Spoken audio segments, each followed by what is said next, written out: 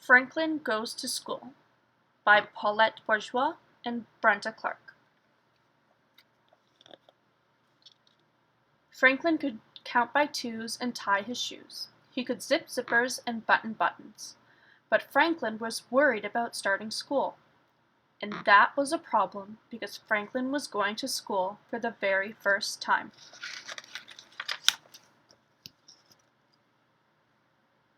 Franklin woke up with the sun. "It's my first day of school," he told Goldie his fish. Franklin packed his new pencil case with a ruler, a pencil, an eraser, and 12 colored pencils that he had sharpened himself. Then he woke up his parents.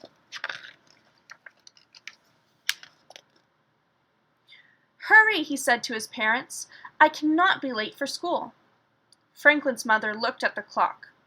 "Even the teacher is not awake," she laughed. "It's too early." "You must be very excited," said Franklin's father. Franklin nodded.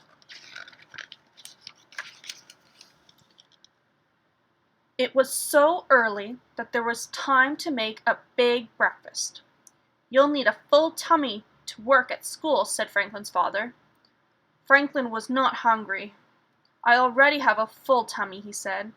"It feels like it is full of jumping frogs." Franklin's mother gave him a hug.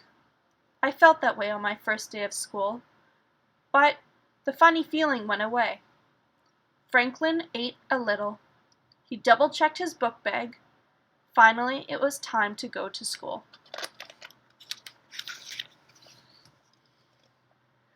Halfway to the bus stop, Franklin clutched his tummy. "I don't want to go," he said. Franklin's father gave him a hug. "That's how I felt when I started school," he said. "Look, all your friends are waiting for the bus."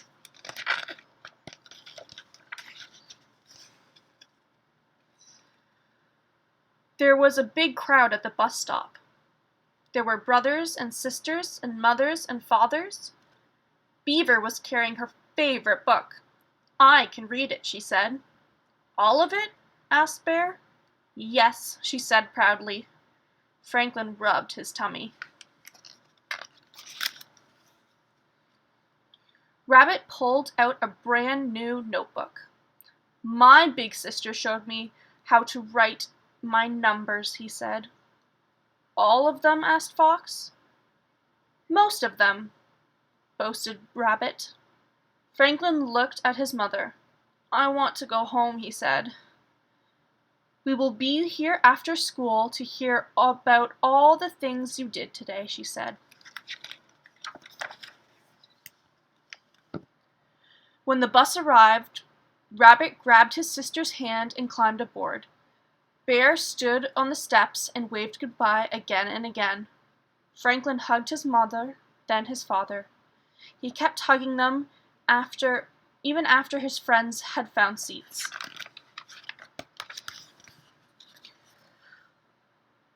As the bus pulled away, Franklin looked out the window. He didn't know if he was ready for school. "Do you think the teacher will yell?" wondered Rabbit, who jumped at loud noises. "Do you think there's a bathroom at school?" asked Beaver, fidgeting in her seat. "I hope somebody has an extra snack," said Bear, who had already eaten his. Franklin did not say anything. The bus ride seemed very, very long. When they had arrived, their teacher was waiting. Mr. Owl said hello in a gentle voice. He showed them where to hang their coats and where to sit. He showed them where to find the bathroom and offered everyone a piece of fruit. Then Beaver and Bear went to the reading and writing center. Rabbit went to the play kitchen, but Franklin stayed in his seat. "What would you like to do today, Franklin?" asked Mr. Owl. "I don't know," said Franklin, rubbing his tummy. "I cannot write all the numbers like Rabbit can. I cannot read like Beaver can. Rabbit and Beaver will learn new things at school, and so will you." Franklin started to doodle. "I can see that you are a very good artist," said the teacher. Franklin sat up a little taller. "I know all of my colors too," he said. "What color is this?" asked Mr. Owl, holding up a colored pencil. "It's a special blue," said Franklin. "It's a turquoise." "Now you have taught me something," said Mr. Owl. "Is there something special you would like to learn?" There were so many things Franklin wanted to learn that he had trouble deciding. Finally, he asked Mr. Owl to help him read his favorite book. Franklin made a building of blocks.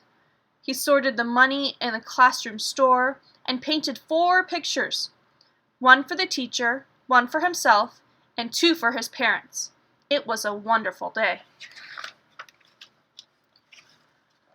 Franklin sat at the back of the bus all the way home. He bumped up and down. He was so busy having fun that he almost forgot to get off at his stop. His parents were waiting. "How is your tummy?" they asked. Franklin looked puzzled. It had been such a good day that he had forgotten all about his jumpy tummy. "My tummy is empty," he said. "That's a feeling that will go away, too," said Franklin's father.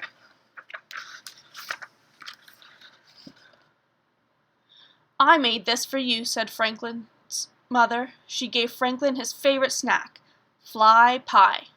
"And I made this for you," said Franklin. He gave his parents 2 pictures and 2 big hugs. The end.